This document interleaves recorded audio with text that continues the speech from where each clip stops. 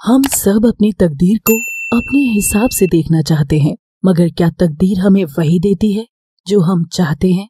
वो तुम्हें प्यार के सागर के सामने खड़ा करके एक कतरा बूंद के लिए भी तड़पने को मजबूर कर सकती है।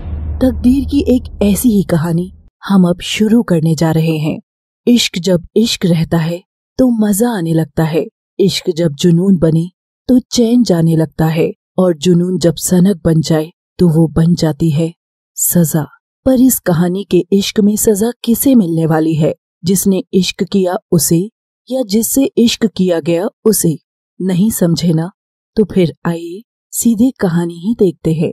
गुलाब, इतना ट्रैफिक था ना रास्ते में, हाय दैया, मेरा तो जी ही बैठ गया। अरे तू चिंता क्यों करती है शांता? गुलाब के घर की चाय के चर्चे तो मोदी जी की चाय को भी टक्कर दे रहे हैं। क्या बात कर रही है? इनकी बहू क्या इतनी अच्छी चाय बनाती है? गुलाब की बहू सिंदूरा तभी गुलाब के बाजू में आकर बैठ जाती है और सब औरतें उसे घूरती है। देख तो शांता, घर में मेहमान आने पर भी कैसे आकर बैठ गई है।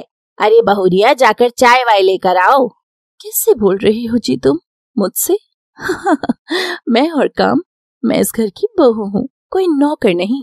औरतें सिंदूरा का ऐसा पटपट जवाब सुनकर हैरान हो गई थीं। गुलाब, तेरी घर की रसोई की जितनी तारीफ सुनी थी, लगता है सब गलत है। अब तो लग रहा है किट्टी पार्टी ही फीकी है। ऐसे कैसे? रुको तो, मेरे यहाँ की सर्विस से अच्छी सर्विस तो तुमको किसी होटल में भी नहीं मिलेगी। अरे मेहमानों की चाय आएगी या तुम्हारी खाल अपने हाथ से नोचूं? जा सिंदूरा, तू ही जाकर देख कहाँ रह गया चाय नाश्ता। सिंदूरा उठकर किचन की ओर जाती है। तुमको 1000 बार आवाज लगाने पर भी सुनाई नहीं देता क्या? सासू से आज तो सचमुच तुम्हारी चमड़ी उधड़वाऊंगी। गैस बंद होती है और सिंदूरा बाहर आ जाती है। चंडाल सिंदूरा और गुलाब की नजर किचन पर थी। न जाने किसकी शामत आने वाली थी। तभी हॉल की ओर कदमों की आवाज आती है और सब औरतों की नजर भी वहीं रहती है। चाची जी, आपकी चाय। सॉरी मैडम जी, आपकी चाय नाश्ता। आज देरी कैसे हुई? छोटी मालकिन ने अपने काम से बाजार भेज दिया था, तो वहां से आने में देर हो गई थी। तो काम करके घर लौटना था ना, अय्याश कहीं का। जा यहाँ से, तेरी खबर तो मेहमानों के जाने के बाद लूंगी। वेद घबरा कर हाथ जोड़कर वापस किचन में दुबक जाता है। सारे मेहमान वेद का बनाया खाना पीना बहुत एंजॉय कर रहे थे। यार गुलाब, क्या मस्त व्यवस्था कर रखी है तूने, एकदम मजा ही आ गया। अगर तेरे बावर्ची के पास समय हो तो इसे जरा हमारे यहाँ भी भेज दिया कर। मेरा पर्सनल है, मैं तो नहीं शेयर करूंगी। अरे जी कर रहा है इसका हाथ चूम लूं। ला इसे बुला, इसे बख्शीश तो दे दूं। अरे मुफ्त का राशन ठूसने वाले, जरा इधर तो आ। वेद नजर झुकाए आ जाता है। गुलाब की दोस्त उसे 50 रुपए का नोट देती है। इतनी लगन से अपना काम कर रहे हो, खूब तरक्की करो। वैसे भी गुलाब, आजकल नौकर मिल कहाँ रहे हैं जिनके हाथ में स्वाद बसता है। शाबाश। अरे पर ये नौकर थोड़ी है, ये तो मेरा दामाद है, हमारी मैथिली का पति। ये जानकर चाय पी रही औरतों के मुंह से चाय की पिचकारी छूटती है। क्या? तेरा दामाद? और ऐसा घर जवाई दामाद? सुनहरी किस्मत हो जब, तो गधे को भी राज सिंहासन पर बैठने को मिल जाता है। ए, तुम खड़े खड़े क्या सुन रहे हो? कोई तारीफ के लड्डू नहीं बट रहे यहाँ। निकलो यहाँ से और मेरी बेटी को बुला कर लाओ। जी सासू माँ। वेद हांजी करके नजर नीचे करके चुपचाप मैथिली के कमरे की ओर बढ़ता है। सारी औरतें गुलाब का अपने दामाद पर ऐसा होल्ड देखकर हैरान थीं। गुलाब, सच सच बता, तूने दामाद को कुछ चटाकर अपने वश में कर लिया क्या? आज के जमाने में घर जवाई दामाद, और वो भी ऐसा जिसे डांट फटकार लताड़ सके। भाई वाह, लगता है सास लोगों की नई क्रांति शुरू हो गई है। पर सच बता, ये सब आखिर किया कैसे? काकी, कुछ राज राज ही रहने दो। वो क्या कहते हैं, सीक्रेट मसाला। आप तो बस नाश्ते पर ध्यान दो। कुछ और चाहिए हो तो बताना, घर जवाई नौकर है अपना। क्यों सासू माँ? हाँ मेरी प्यारी बहू। सास नंबरी तो बहू 10 नंबरी। और दामाद 0 नंबरी। वेद मैथिली के कमरे में घुसता है तो वो आईने के सामने खड़ी होकर अपने ब्लाउज का हुक लगा रही थी। वेद की नजर एक बार भी मैथिली के लड़कपन से हट नहीं रही थी और वो अपने ही ख्यालों में खो जाता है। 6 महीने पहले बड़े आलीशान घर में बत्तियां जल बुझ रही थी। ऐसा डेकोरेशन जो जनवरी में भी दिवाली लग रहा था और बाराती सड़क पर नाच रहे थे। आसमान में रॉकेट फूट रहे थे। छत पर खड़ी सखियां बारात को देख खुश हो रही थी। इतनी खुशियां एक साथ देखे सबको जमाना हो गया था, इसलिए सब नाच गा रहे थे। तभी दूसरी ओर से एक साधारण बैंड के साथ 4 कहार अपने कांधे पर फूलों से सजी डोली लाकर रख देते हैं। बारात दरवाजे पर थी। कुछ देर में विदाई होने वाली थी। उफ, ये विदाई! अब ये सीन शर्मा राइटर को फिर रुला देगा। Oh no no no no no, हटाओ इसे। बारात पर फोकस रखते हैं। घोड़ी द्वारे पर आ गई थी और जैसे ही घोड़ी को सब देखते हैं, सबकी आंखें फटी रह जाती है। घोड़ी पर दूल्हा नहीं बल्कि दुल्हन बैठी थी। मैथिली सजी धजी घोड़ी पर बैठकर अपनी ही बारात एंजॉय कर रही थी। कलयुग है भैया, यही है आज की नाच। मैथिली घोड़ी से उतरकर तलवार से द्वार के तोरण चौखट पर मारती है और रिबन भी काटती है। मगर दूल्हा कहाँ है? हमको तो लगा ये बिटिया ने शौक के लिए किया होगा, मगर इधर तो दूल्हा है ही नहीं। दरवाजे पर गुलाब हाथ में पूजा थाल लेकर मैथिली का खुशी खुशी स्वागत कर रही थी, मगर दूल्हे की कोई खबर नहीं थी। और तभी डोली वाले कहार डोली के आगे हटते हैं। बैंड बजना बंद होता है और उसमें से निकलता है एक सस्ती शेरवानी पहनी वेद। क्या डोली में से दूल्हा? ये कैसा अनोखा ब्याह चल रहा है? वेद नर्वस सा बाहर निकलकर इधर उधर देखता है तो सब लोग उसे घूर रहे थे।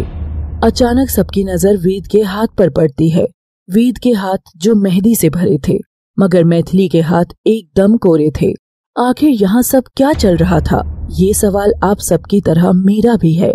वेद सबको हाथ जोड़कर प्रणाम करता है और दरवाजे पर खड़ी गुलाब के जैसे ही पांव छूने लगता है, वैसे ही गुलाब तुरंत हट जाती है। ठीक है, झुकने का मौका आगे तुमको मैं दूंगी। अभी जल्दी करो, इतना टाइम नहीं है। मैथिली भी बिना वेद के साथ ही सीधे अंदर चली जाती है। वेद बेचारा सब लोगों की घूरती नजरों को चीरता हुआ आगे बढ़ता है। ऐसी अनोखी शादी किसी ने नहीं देखी थी। दोनों के फेरे होते हैं और बारी आती है विदाई की। विदाई मैथिली की नहीं बल्कि वेद की होनी थी। हाँ, सही सुना आपने, वेद की विदाई, दूल्हे की विदाई। बाहर महंगी गाड़ी खड़ी थी। सब लोग वेद को विदा करने बाहर आते हैं, मगर गुलाब वेद को कार में बैठने नहीं देती। तभी मैथिली का बाप मानिकलाल आता है और कहारों को एक्स्ट्रा पैसा देता है। अगर विदाई होनी है तुम्हारी तो तरीके से होगी, बैठो डोली में। और वेद डोली में बैठता है। कहार सड़क के चक्कर लगाकर उसे वहीं घर के बाहर लाने लगते हैं। औरतें हैरानी से गीत भी गा रही थी। अरे ऐसे वक्त पर क्या गाऊं, समझ भी तो नहीं आ रहा। चलो रे डोली उठाओ कहार, पिया मिलन की रुत आई। और कहार आकर डोली को मैथिली के सामने टिकाते हैं। धम! वेद पूरा हिल जाता है। मैथिली हुक से परेशान होकर अपना हाथ कांच पर मारती है और उसकी आवाज से वेद का ध्यान अपने ख्यालों से बाहर आता है।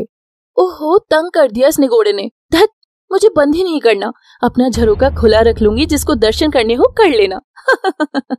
वैसे भी मैं चीज ही इतनी मजेदार हूँ, जो कहीं से गुजर जाऊं तो लोगों की आंखें मुझे खुद मेरे घर तक छोड़ने पीछू पीछू आती हैं। वेद दरवाजे पर खड़ा होकर ये सब सुनकर हंस रहा था। कितनी प्यारी लग रही थी आज मैथिली। वेद मैथिली की ओर बढ़ रहा था और उसकी बातें सुन अंदर ही अंदर खिखिया भी रहा था। जब परेशान होकर अपने बालों की लट के साथ खेलती है, माँ कसम भला की खूबसूरत लगती है मैथिली। और वेद जाकर मैथिली का हुक बंद करने लगता है। आउच, आहिस्ता बाबा, देखो तो ये हुक मुझे कितना परेशान कर रहा है। और तभी मैथिली आईने में देखती है कि उसके पीछे वेद खड़ा है। वो क्रोध में पलटती है। तुमने मुझे छुआ कैसे, बदतमीज! मैथिली अपने पति वेद को जोरदार चाटा जड़ देती है। मैथिली का मारा चाटा वेद के चेहरे पर नहीं बल्कि दिल पर लगता है। पर अब उसकी खुन्नस और बढ़ती है और वो दिल मिलाते हुए बाहर जाती है। मम्मी, इस आदमी की हिम्मत कैसे हुई मेरे कमरे में आने की? और आया तो आया, मुझ पर अपना हाथ और साफ करना चाहता था। वेद की नजरें झुकी थी और बस आंसू बह रहे थे। आखिर सब देव से इतनी नफरत करते ही क्यों थे? और जब नफरत थी तो ये रिश्ता जुड़ा ही क्यों? जानने के लिए देखिए हमारी नई कहानी के दिलचस्प खुलासे और एंगल वाले एपिसोड केवल लव सिटी में, हफ्ते में 3 दिन। दोस्तों, आपको बता देते हैं कि हम हफ्ते में 3 दिन सोमवार से शनिवार के बीच ही अपनी कहानियां डालते हैं। तो जिनकी भी शिकायत है कि कहानी जल्दी लाओ, रोज लाओ, उनसे हम माफी मांगते हैं, क्योंकि एनिमेशन को बनने में समय लगता है और छोटा छोटा नहीं, एक साथ डालो। इसके लिए सबसे पहले छोटा बनाकर उसे जोड़कर कहानी डाली जाएगी। अन्य कहीं आप देख रहे हैं वो बरसों पहले का कंटेंट फिर से डाला जाता है एक साथ, वरना वो भी एपिसोड में ही आए थे। तो मैं आपकी आराधना और सीता भी, और हाँ, आपकी अपनी पसंदीदा छोटी माँ भी, आप सबसे विनती है, अगर मनोरंजन के पहलू से देखेंगे तो आपको हमारी कहानी से कोई शिकायत नहीं होगी। तो दोस्तों, शिकायतों से अक्सर रिश्तों में दूरियां आ जाती हैं। आप सबको सावन की मॉनसून की शुभकामनाएं और ख्याल रखिएगा अपना। जल्दी मिलेंगे। Thanks for watching. Please do like, share and subscribe. Gulab अपनी बेटी मैथिली को परेशान देख क्रोध में भर आती है। इस 2 कौड़ी के आदमी की इतनी हिम्मत हो गई कि मेरी बेटी के करीब जाएगा। अगर मर्दानगी इतनी ही ज्वाला मार रही है ना, तो अभी पटक कर डॉक्टर के यहाँ ले जाऊंगी और करवा दूंगी तेरी जवानी का परमानेंट इलाज। ये सुनते ही सब औरतें खिखियाती सी हंसने लगती हैं। यार गुलाब, तू तो एक नंबर की ट्रेंड सास हो गई है। वाह भाई वाह, क्या खूब कहा। मैथिली भी वहीं बैठ जाती है। तभी सिंदूरा मैथिली के कानों में कुछ कहती है। हाँ, क्यों नहीं। हे यू माय डियर पतिदेव। ना ना ना ना, पुअर रामू काका। चलो जाकर मेहमानों के लिए पान लेकर आओ। देखा नहीं, ये सभी आंटी स्वाद की शौकीन बड़ी है। जी मालकिन, अभी लाता हूँ। वेद पर 100 लानत भरे कोड़ों और 200 जिल्लत भरे कोड़े बरसाने पर भी वो उफ तक नहीं करता था।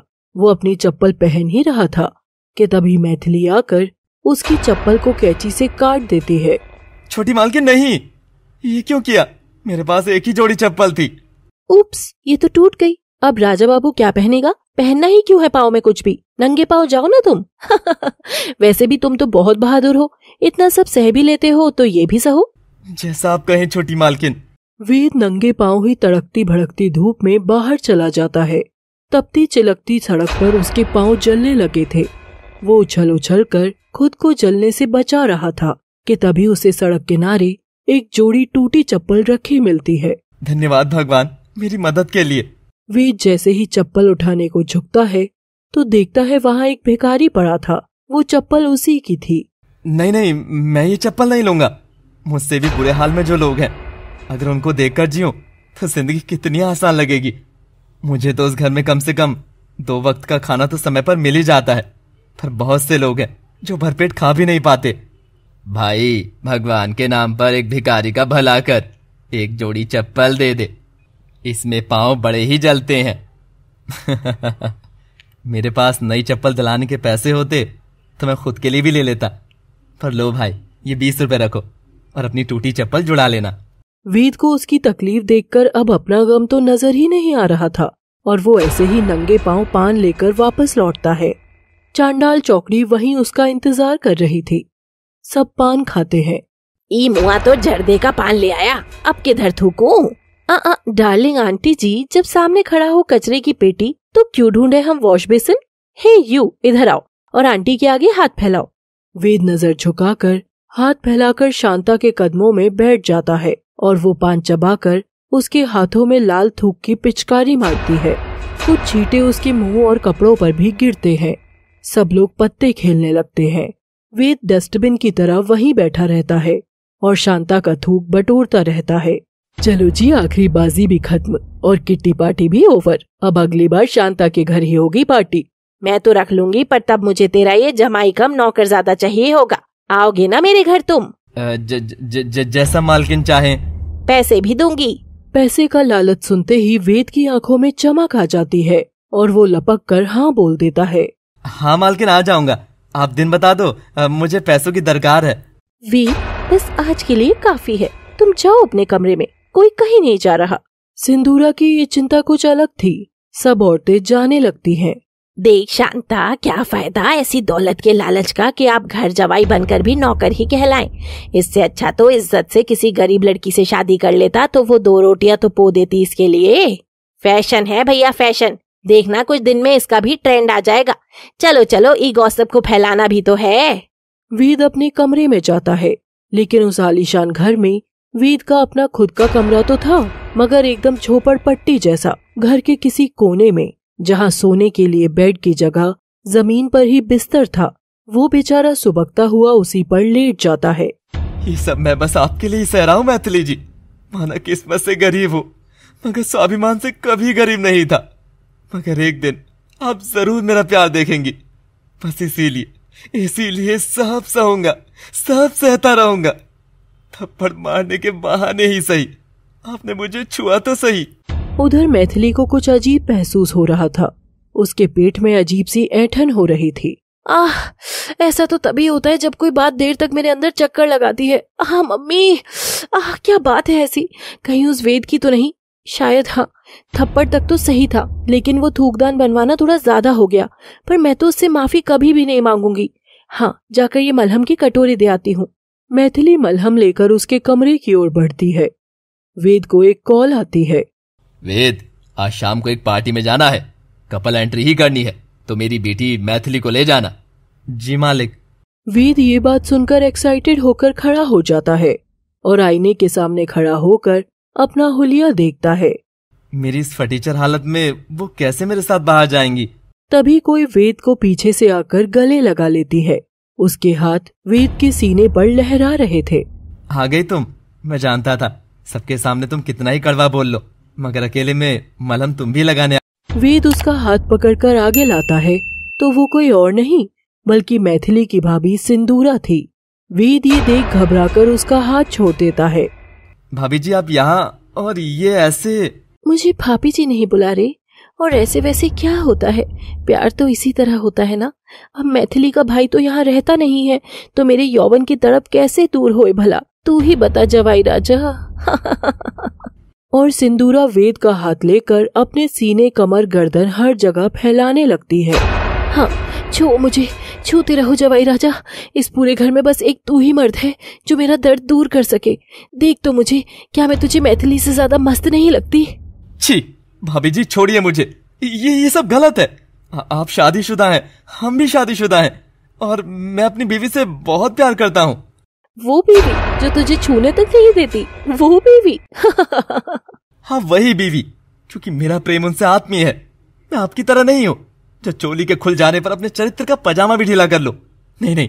ये सुनकर सिंदूरा का ईगो हर्ट हो जाता है और अब वो खुद वेद से लिपटम लिपटी करने लगती है कि तभी दरवाजे पर मलहम लिए मैथिली आ जाती है और वेद के हाथ सिंदूरा के शरीर पर देखकर हिल जाती है।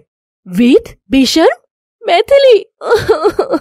अच्छा हुआ तू आ गई, मुझे बचा ले इस दरिंदे से। देख तो कैसे मौके का फायदा उठाकर मुझे नोच रहा था। तू ना आती तो मैं तेरे भाई चिराग को क्या मुंह दिखाती। सिंदूरा मैथिली के पीछे जाकर छिप जाती है और फिर वेद को आंख मारकर उसे फ्लाइंग किस करती है। तू जिस बस्ती से आया है उसी बस्ती में वापस जाने के लायक है। ये मेरी ही जिद थी कि तुझे यहाँ उठा लाई। सुअर को कितना ही नहलाकर बेडरूम में ले आओ, लेकिन उसकी नाली में लौटकर बेडरूम में गंद फैलाने की आदत जाएगी नहीं। मैथिली जी, मेरी बात तो सुनो। चल मैथिली, इस हैवान से दूर चल।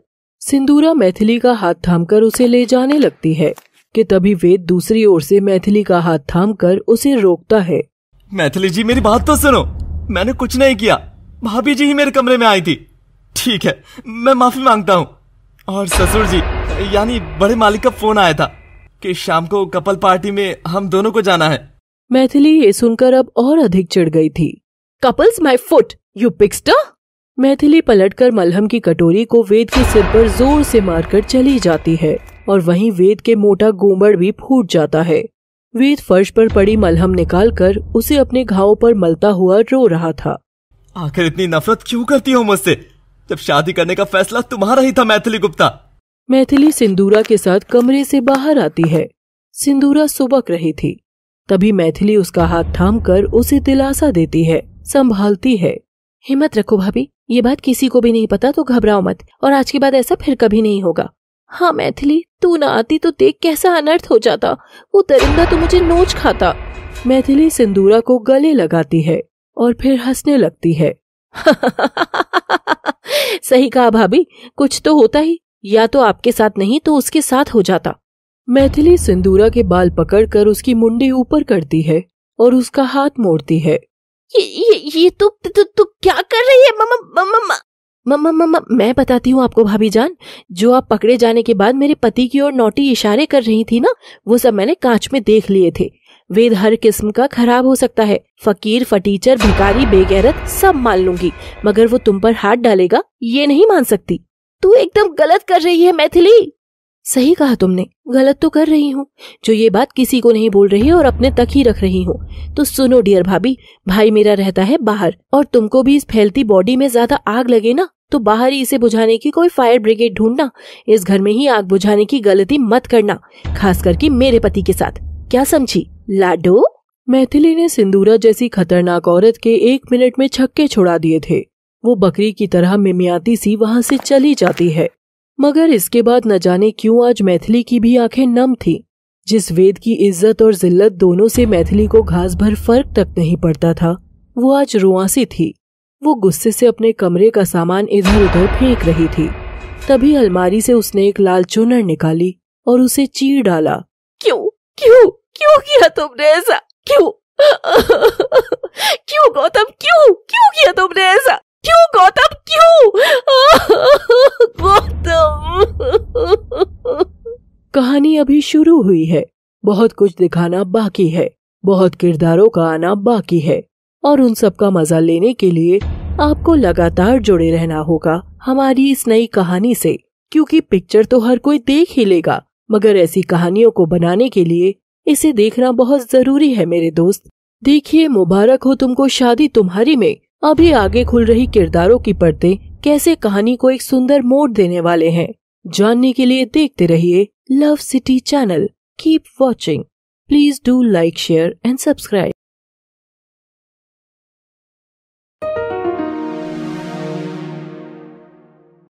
लास्ट एपिसोड में आपने देखा कि वेद घर की औरतों की गुंडाई के बीच बुरी तरह तड़प रहा था। दूसरी ओर मन चली सिंदूरा अपने ही नंदोई पर जबरे डोरे डाल रही थी। अब देखिए इस एंगल के पीछे का जबरदस्त एंगल। आज के भाग में घर में टीवी चल रहा था और वेद किचन में काम कर रहा था। तभी वो एक एड सुनता है। लकी न्यूली वेडेड कपल्स को 5 स्टार होटल में डिनर करने का सुनहरा मौका मिलेगा, लेकिन इसके लिए जल्दी खरीदिए हमारा लकी वाउचर और पाइए एक शानदार डेट पर जाने का मौका। Voucher price only 1000 rupees. तो देर किस बात की? वाह, बड़े होटल में डिनर। मैं भी मैथिली जी को बाहर जरूर ले जाऊंगा। शादी को 6 महीने हो गए हैं और मैं आज तक इनको कहीं नहीं लेकर गया। वेद सबसे नजर बचाकर अपनी कुटिया से कमरे में चला जाता है और अपने पास रखा माटी का गुल्लक जमीन पर फेंक मारता है। ईश्वर, बस ये 1000 रुपए निकल जाए। मगर वेद देखता है उसमें चिल्लर समेत कुल मिलाकर 687 रुपए थे। वेद ये देखकर रो पड़ता है। वो मैथिली को खुश करना चाहता था, लेकिन फटीचर हालत में कैसे वो मैथिली को खुश कर सकता था। अब मैं वो वाउचर कैसे खरीदूंगा? मुझे तो कोई पैसा भी नहीं देगा। सासू माँ से मांग कर देखूं क्या? क्या आ रहा है टीवी पर बहू? मेरी बर्बादी का न्योता है सासू माँ। लगता है ये सुलगती चिमनी में अब कोयले की धांस भी नहीं जाने वाली है। उफ सिंदूरा। नोटी बहू, तुझे जो काम बोला था वो किया या बस ऐसे मधोशी वाली ही बात करनी आती है?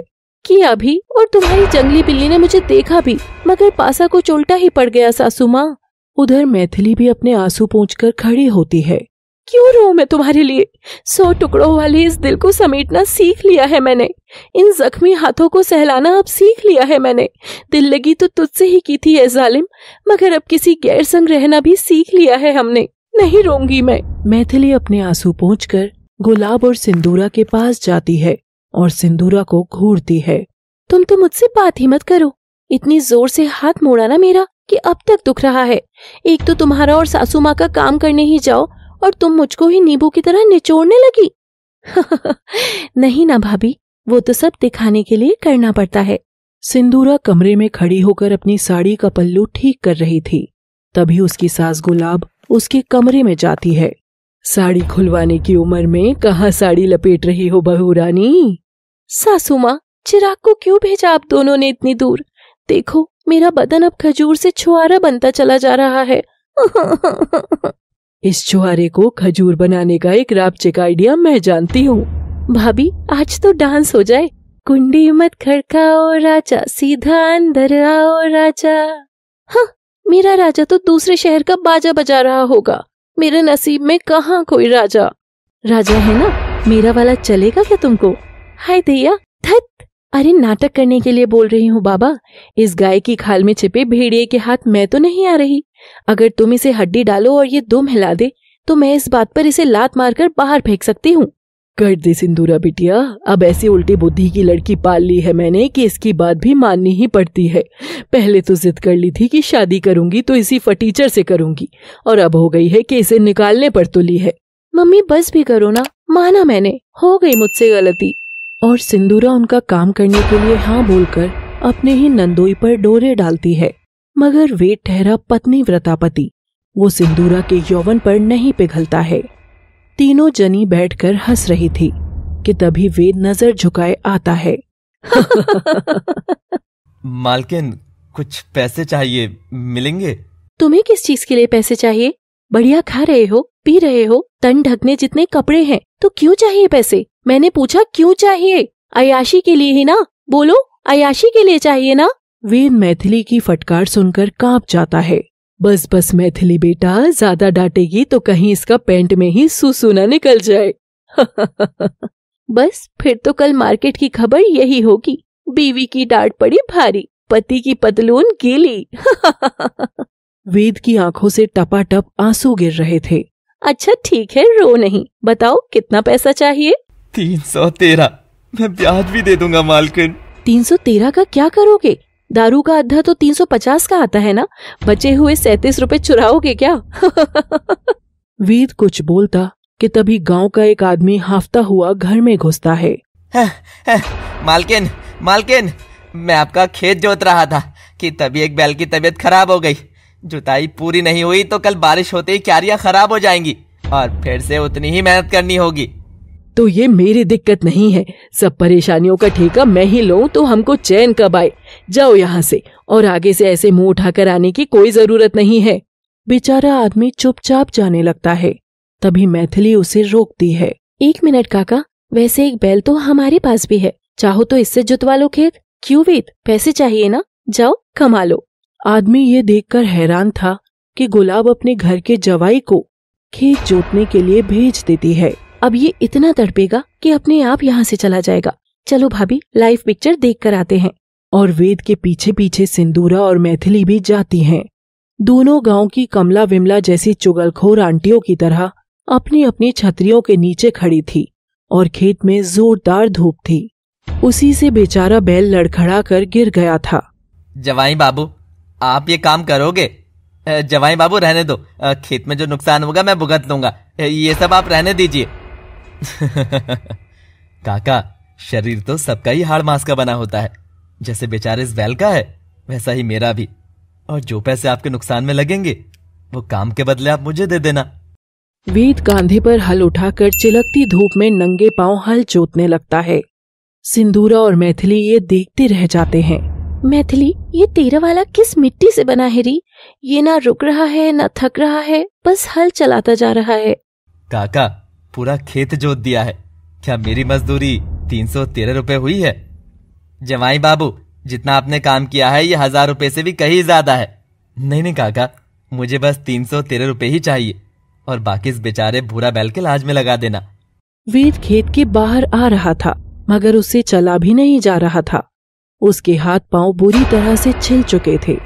सिंदूरा मैथिली एक दूसरे की ओर हैरानी से देख रहे थे और वो दोनों वहां से चली जाती हैं। जमाई बाबू, अगर इस घर में आपकी यही इज्जत है तो आप आखिर यहाँ है ही क्यों? वेद मुस्कुराता है और कोई जवाब नहीं देता है।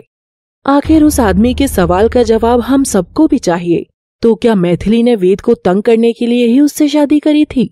अगर ऐसा है तो क्यों 6 महीने पहले? बस अब मैथिली के भी हाथ पीले करके उसे विदा कर दूं, फिर चिराग मेरा सारा बिजनेस संभाल ले तो तुम और मैं तो आराम करेंगे। गुलाब, खाकर आराम? घर में इतनी शांति किसे पसंद है? कलेश मचे तब ना आराम आए मुझे।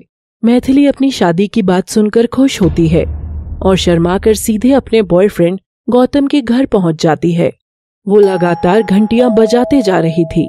गौतम को पंडित जी की कचौड़ी चाट बहुत पसंद है, देखेगा तो खुश हो जाएगा, बोलेगा मैथिली मेरी जान, तुमको मेरी पसंद नापसंद का कितना ख्याल रहता है ना। बुद्धू कहीं का। अब देखो बंदर दरवाजा भी नहीं खोल रहा है। और इतनी घंटी बजने के बाद गौतम दरवाजा खोलता है। वो अपने होठों पर लगी लिपस्टिक पोंछता हुआ पीछे मुड़कर जवाब दे रहा था और गौतम जैसे ही सामने देखता है वहाँ उसकी गर्लफ्रेंड मैथिली खड़ी थी। मैथिली उसे इस हाल में देखकर सुन्न हो गई थी। कौन है अंदर? अंदर कौन है गौतम? अरे कोई नहीं मैथिली, तुम ऐसे अचानक बताया भी नहीं। तुम इतना क्यों घबरा रहे हो? बताओ गौतम कौन है अंदर? और मैथिली गौतम को धकेल कर अंदर घुसती है तो वो गौतम के बेडरूम के बिस्तर पर चादर में लिपटी लड़की देखती है। ओह हनी, आओ ना जल्दी। तुम कौन हो? मेरा छोड़, तू ये बता चुड़ैल, तू कौन है और मेरे बॉयफ्रेंड के बिस्तर में क्या कर रही है? तेरा बॉयफ्रेंड? ये मेरा बॉयफ्रेंड है और हम दोनों बहुत जल्द शादी भी करने वाले हैं। तो चुड़ैल मैं नहीं तू है। क्या क्या बोल रही है गौतम? तुम चुप क्यों हो? क्या बोल रही है? शादी, गर्लफ्रेंड, मैं चुड़ैल? क्या बोल रही है? गॉड डैम, जवाब दो। मैथिली शांत होकर मेरी बात सुनो। मैं तुमसे भी प्यार करता हूँ, लेकिन हम एक नहीं हो सकते थे। क्यों नहीं कर सकते थे? वही तो पूछ रही हूँ, क्यों? जाति एक नहीं है ना हमारी, पर हमारी फैमिलीज भी कभी इस रिश्ते को नहीं मानेंगी। तो बस। तो इस बात का एहसास तुमको आज हुआ? क्योंकि कल तक तो तुम बिस्तर में मेरे साथ थे। तो कल तक क्या मेरी जाति और तुम्हारी जाति सेम थी? जवाब दो गौतम सिंह, जवाब दो। 4 साल से जो तुम मेरे साथ थे तब क्या थी मेरी जाति? तुम ओवर रिएक्ट कर रही हो मैथिली। हाँ, एकदम सही कहा। ठीक है, ओवर रिएक्ट नहीं करना चाहिए। तो मुझे क्या करना चाहिए? मुझे तो तुम दोनों को गिफ्ट देना चाहिए, है ना? क्या गिफ्ट दूं? क्या गिफ्ट दूं? हाँ, मिल गया। और मैथिली चटनी से भरी कचौड़ी चाट को उठाकर गौतम के मुंह पर मार डालती है और उसका मुंह लाल हरा सफेद हो जाता है। भाड़ में जाओ, मैं वो कहानियों वाली प्रेमिका नहीं जो बैठकर रोती रहूंगी। तुमने मेरा दिल तोड़ा है ना? अब देखना, तुम्हारी शादी से पहले मैं शादी करके दिखाऊंगी। भले ही चाहे काले कुत्ते के साथ फेरे लेने पड़े, मगर तुमसे इतनी दूर चली जाऊंगी गौतम कि तुम पुकारोगे तब भी नहीं आऊंगी। और मैथिली के जीवन की दिशा उस घटना के बाद पूरी तरह बदल जाती है। वो अपने घर आती है गुमसुम सी कि तभी वहां रद्दी खरीदने आया एक लड़का आता है। मैथिली की नजर उस पर पड़ती है। फटीचर हालत, फर्श पर उकड़ू बैठा हुआ हाथ जोड़े हुए था। सुनो, क्या नाम है तुम्हारा? कितने पढ़े लिखे हो? छोटी मालकिन, वेद नाम है। बस ये रद्दी के अंग्रेजी अखबार पढ़कर थोड़ा बहुत सीख गए हैं। ऐसे स्कूल कॉलेज नहीं गए। कौन कौन है घर में? बस हम खुद, बाकी ना घर है ना घर वाले। कोई गलती हो गई क्या मालकिन? आप रद्दी 10 पैसे महंगी दे देना। मैं तो सेठ के पास नौकरी करता हूँ। शाम तक दहाड़ी उसे ना दी तो दुकान से निकाल देगा। शादी करोगे मुझसे? वहां बैठे मानिकलाल और गुलाम मैथिली के इस अचानक किए गए प्रस्ताव से हैरान थे। मैथिली, ये कैसा बेहुदा मजाक है? इतने बड़े बड़े अमीर घर के लड़कों को छोड़कर एक रद्दी वाला? अमीर घर के मुझे ब्याह कर अपने घर में ले जाकर सजा कर रखेंगे, आप वो देखना चाहते हो? या इस रद्दी वाले को घर जमाई बनाकर मुझे इस घर में रहता हुआ देखना चाहते हो? और मैथिली की इस बात से सबने मंजूरी दे दी और वेद जो सड़क छाप था वो बन जाता है मैथिली का पतिदेव। लेकिन नाम का रिश्ता कभी काम से रिश्ता बना ही नहीं था। मैथिली तो रहने वाली थी महलों की, मगर वेद के लिए महल ही नरक सा था। तो क्या आएगा आगे कहानी का नया मोड़? जानने के लिए देखते रहिए मुबारक हो तुमको ये शादी तुम्हारी के सभी भाग, केवल लव सिटी पर। Thanks for watching. Please do like, share and subscribe.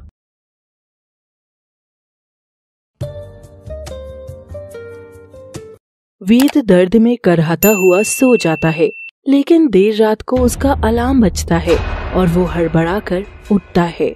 कौन है? कौन है? अलार्म है, मुझे इसी वक्त जाना होगा।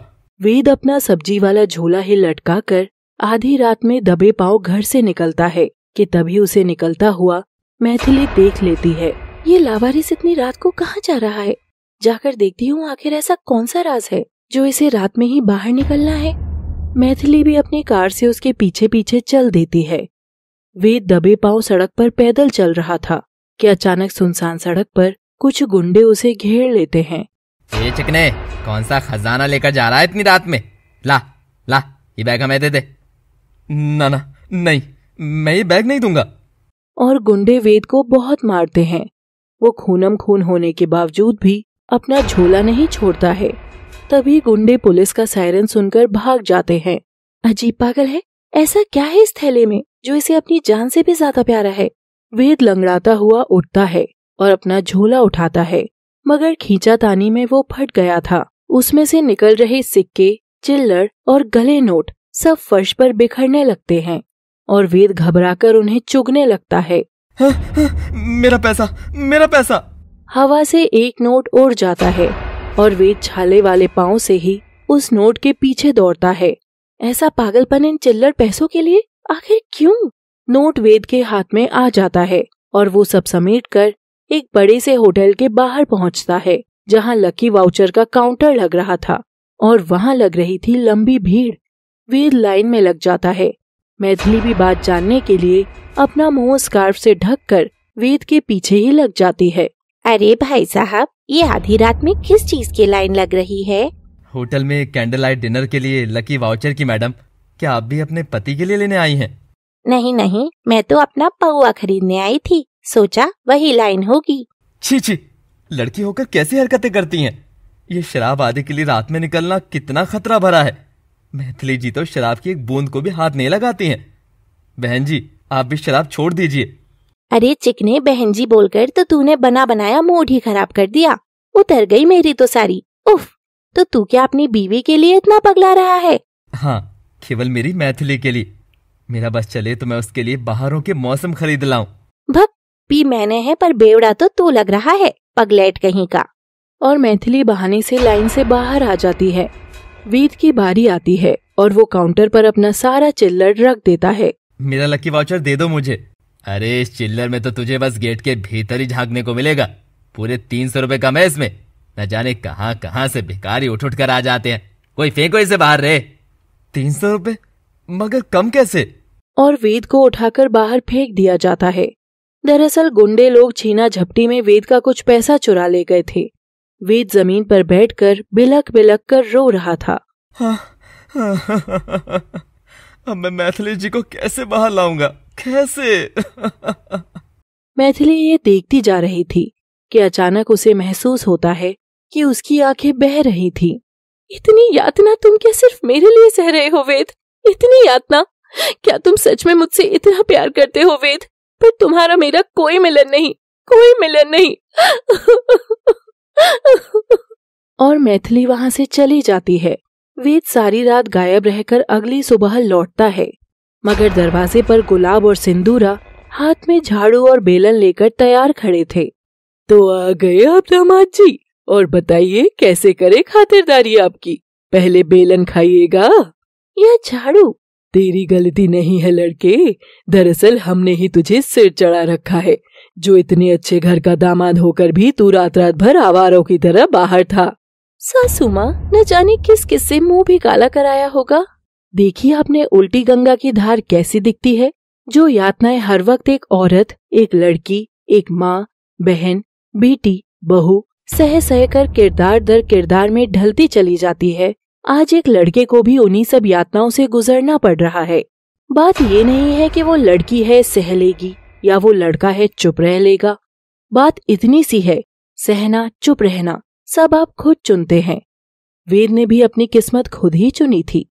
तभी गुलाब उसकी ठुड्डी के नीचे बेलन चुभोते हुए बोलती है, क्यों रे, तेरे मुंह में कभी जुबान नहीं होती क्या, जो इतना हम सब बोलते रहते हैं और तू बस कुत्तों की तरह दुम हिलाता खड़ा रहता है? तेरा कोई स्वाभिमान नहीं है क्या? वेद झुककर गुलाब के पांव पकड़ लेता है और गिड़गिड़ाता है, माफ करना मालकिन, इस बार गलती हो गई। आइंदा ध्यान रखूंगा और शाम से पहले घर आ जाऊंगा। बस मुझे यहाँ से निकालिएगा मत। दामाद अगर पालतू हो तो उसे डरा कर रखने का भी अपना ही मजा है। बहू रानी क्या समझी? और झुकने से वेद की जेब से चिल्लर और नोट बाहर गिर जाते हैं।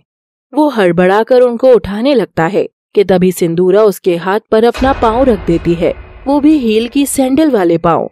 भाभी जी! आहा, याद आई इस भाभी की? अरे क्या हुआ, दर्द हो गया क्या नंदोई जी? मैं तो याद दिला रही थी कि भाभी के भी कभी कभी पाँव छू लेने चाहिए। सोचा कुछ मैनर ही घुसा दूं तुझ में। सिंदूरा अपनी हील से वेद का हाथ कुचल रही थी और वो दर्द से तड़प रहा। सिंदूरा घबराकर अपना पांव हटाकर गुलाब की ओर देख रही थी। वेद के हाथ से खून आ रहा था। कल के छाले ठीक नहीं हुए थे कि नए जख्म और पल गए, मगर उसे दर्द से कहीं ज्यादा अचंभा था कि आज मैथिली ने वेद को पति कहकर बुलाया। मैथिली वेद को उठाती है। वेद चलो, मैं पट्टी कर देती हूँ। वेद लंगड़ाता मैथिली के पीछे चलने लगता है। सिंदूरा मैथिली की एक फटकार से कांप जाती है। मैथिली जी, वो जो बाहर आपने किया वो? डैड की कॉल आई थी, बताया था तुमको भी कॉल किया था। रात में एक पार्टी में चलना है, तुमको भी। और ये सुनकर तो वेद की खुशी का ठिकाना ही नहीं था। हाँ जी, जी हाँ, मेरा मतलब जी जैसा आप कहे। शाम होते ही मैथिली तैयार होने चली जाती है। वेद भी अपनी कुटिया में आता है और अलमारी से अपनी शादी का सूट निकालता है। बस यही है मेरे पास तो। शादी में ससुर जी ने दिया था, इसी को पहन लेता हूँ। वैसे भी कपड़ों से ज्यादा तो मेरा ध्यान मैथिली जी पर रहेगा। और वेद तैयार होकर जैसे ही बाहर आता है, मैथिली जो पहले से ही लाल साड़ी में तैयार थी वो देखता है और बस देखता रह जाता है। वो मैथिली के करीब जाकर उसे कमर से थामकर अपनी बाहों में उठाता है।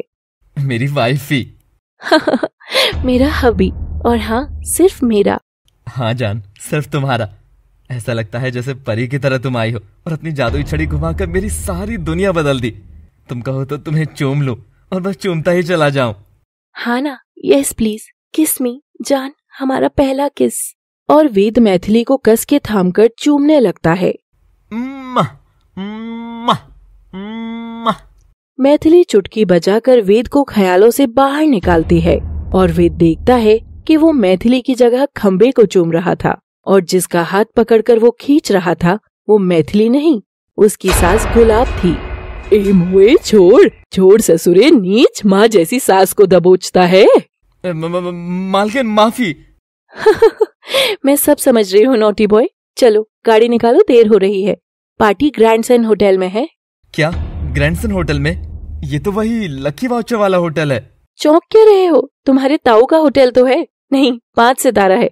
अब तुम तो मुझे ले जाने से रहे वहाँ, तो सोचा मैं ही ले जाऊं। अब मेरा मुंह देखना बंद करो और चलो।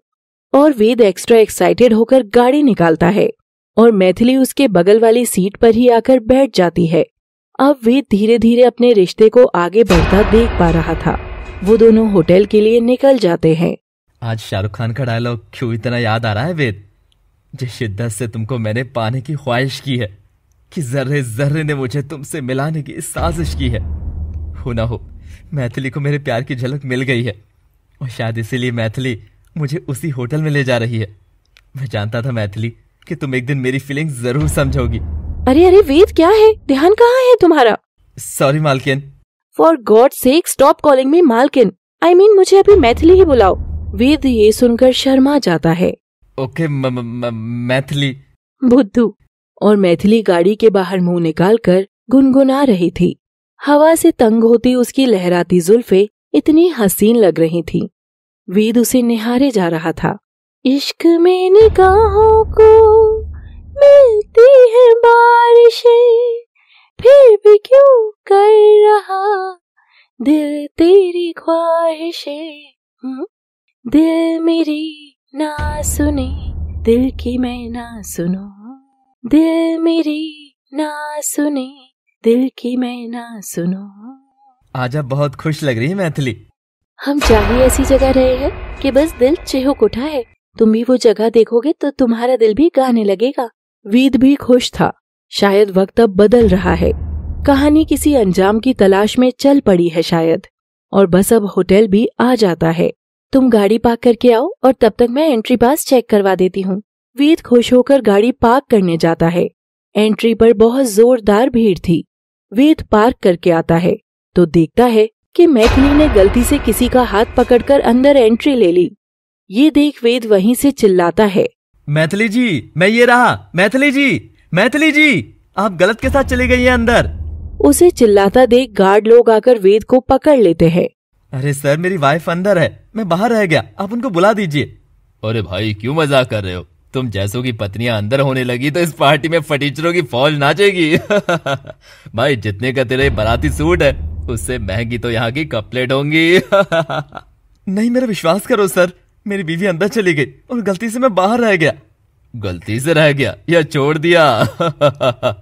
ये सुनकर वेद थोड़ा मायूस हो जाता है। तभी मैथिली अंदर से बाहर आती है। हे, लेट हिम इन। कहाँ रह गए थे तुम? जल्दी आओ। चलो भी, वैसे भी देर हो गई है। ऊपर से तुमने यहाँ तमाशा और कर दिया। कोई काम ठीक से नहीं कर सकते? मैं जानता था तुम गलती से अंदर गए होगी। यहाँ तक लाकर तुम भला मुझे क्यों बाहर छोड़ दोगी? वेद मैथिली अंदर एंटर करते हैं। बहुत आलीशान होटल था। हाई फाई गेस्ट एक से एक कपड़े पहने, जिनमें वेद अलग ही बाराती टाइप लग रहा था। तभी मैथिली को उसके दोस्त मिल जाते हैं। हे मैथिली, हाय। हाँ यार बडी, सुना है तूने शादी कर ली, ना बुलाया ना बताया। चल मिला तो दे कम से कम। हाँ, क्यों नहीं, श्योर। और मैथिली अपना हाथ पीछे खड़े वेद की ओर फैलाती है। वेद खुशी से फूला नहीं समा रहा था। वेद मैथिली का हाथ लपकता कि तभी उस पर कोई और लड़का हाथ रख देता है और वेद हक्का बक्का रह जाता है। Meet my hubby, Chinmay. चिन्मय कौन था और वो मैथिली का पति कब बना? यही सवाल का जवाब जानेंगे अब अगले भाग में। और कहानी कैसे नए मुकाम पर जाएगी वो भी देखने के लिए आइएगा। मुबारक हो तुमको शादी तुम्हारी कहानी में, केवल लव सिटी पर। Thanks for watching. Please do like, share and subscribe.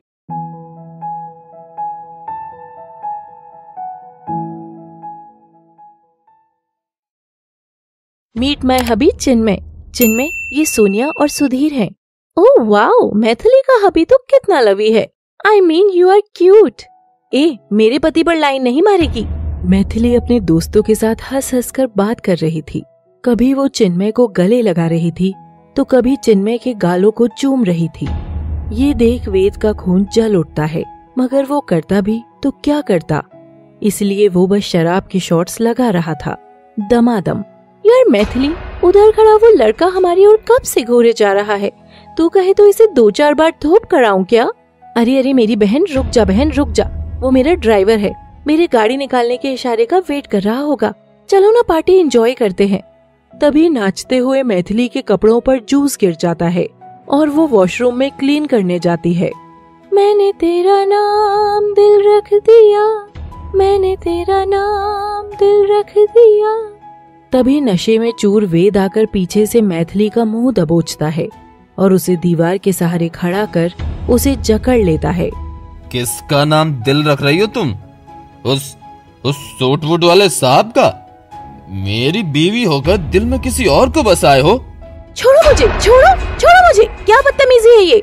अगर ये बदतमीजी है तो जो तुम बाहर कर रही थी उसका क्या? Wait, you are so funny Ved. Do you really think कि मैं तुमको पार्टी में अपना पति बनाकर ला रही हूँ? अरे तुम्हारी हैसियत तो ड्राइवर से भी छोटी है, छोटी, समझे? अगर मेरे दोस्तों को पता चलता कि ये कबाड़ी वाला मेरा पति है तो मेरा कितना कबाड़ा होता, इसका तुमको अंदाजा भी है। अब हटो यहाँ से, और आइंदा ऐसी हरकत करी तो डैड को बोलकर तुमको बाहर फेंकवा दूंगी। तुम मेरे दिल में तो क्या, मेरी जेब में रहने के लायक भी नहीं हो। मैथिली वेद को बुरी तरह फटकार कर वहाँ से चली जाती है और वेद वहीं बाथरूम में दीवार को ही अपना एकमात्र सहारा मानकर खूब रोता है।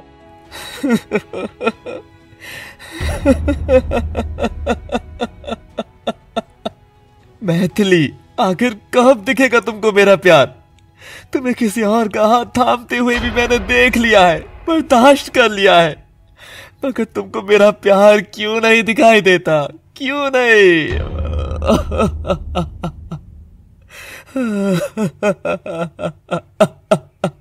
ये अंदर की बात बाहर खड़े होकर सोनिया ने देख ली थी।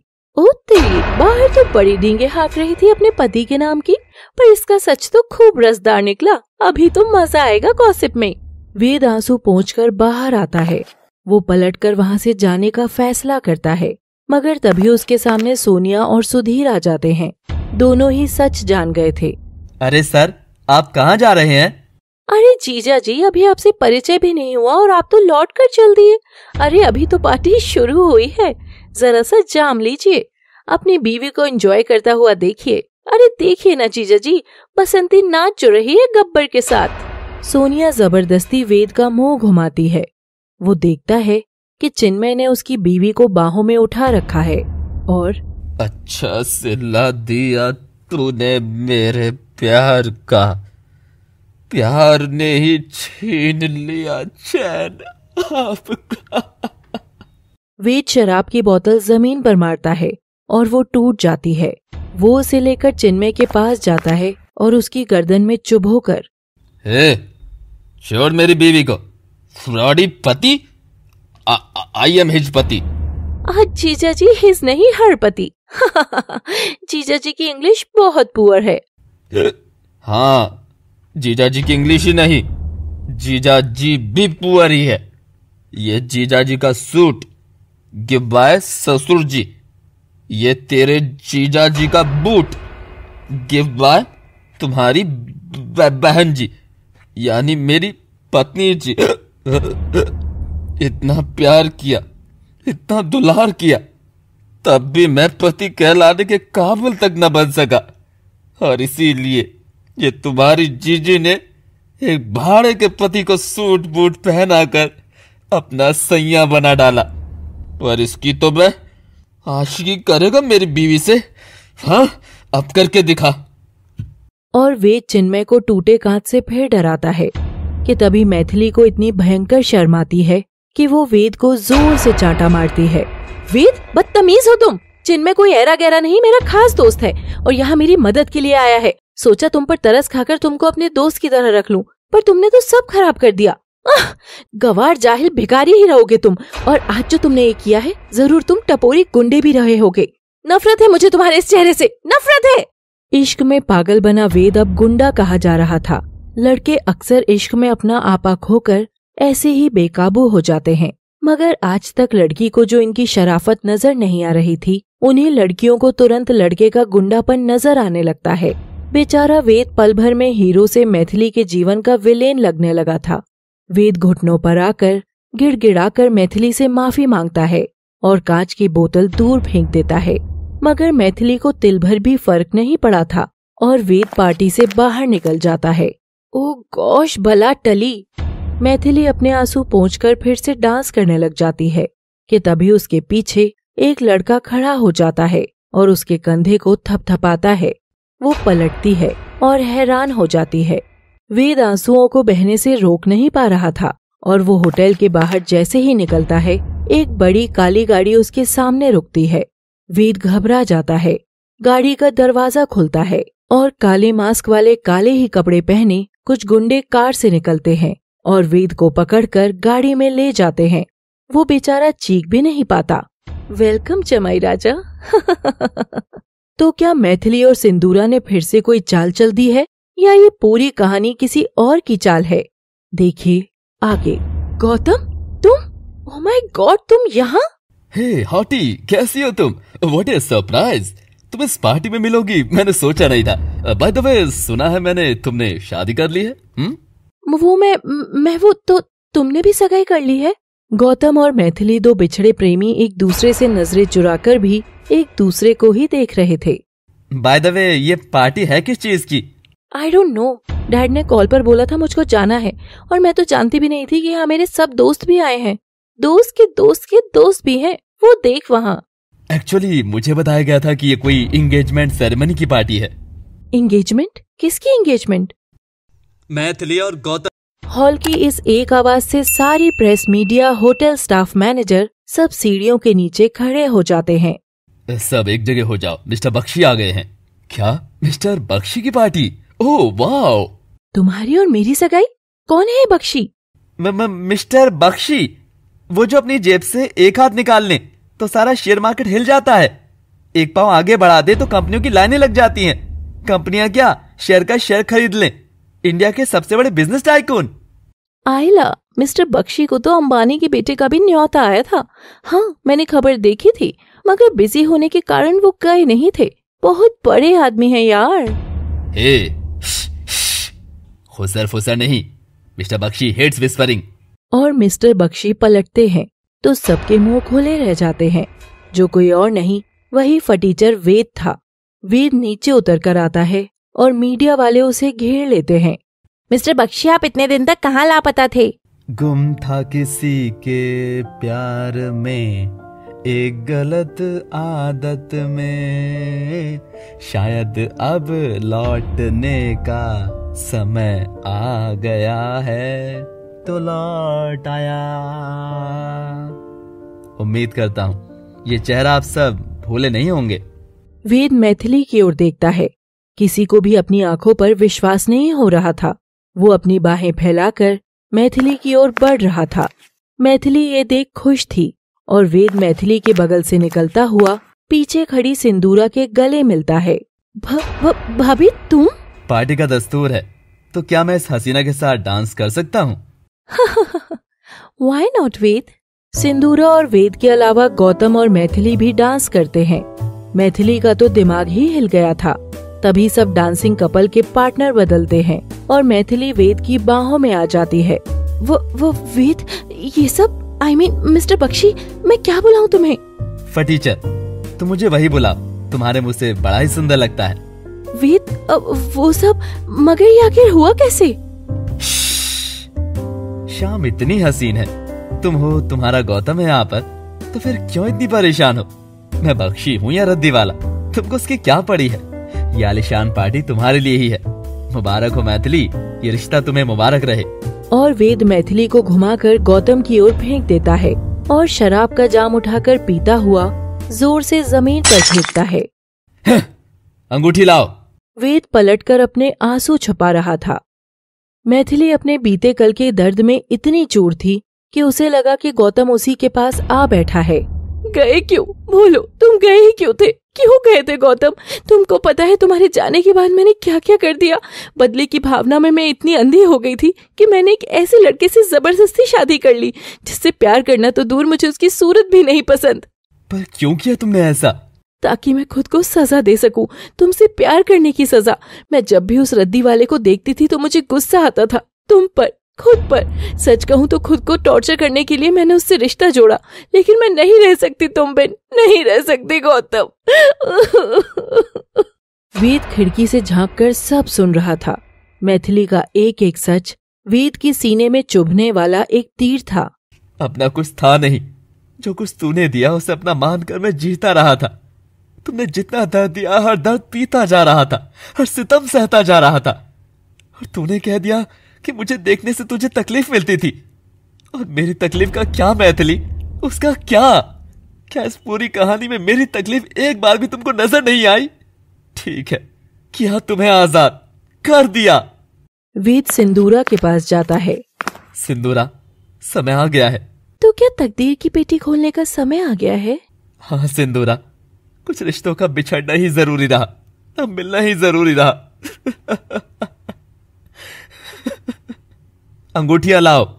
और अंदर से मैथिली के डैड मानिक लाल अंगूठी की ट्रे लेकर आते हैं। डैड, आप? आखिर ये हो क्या रहा है?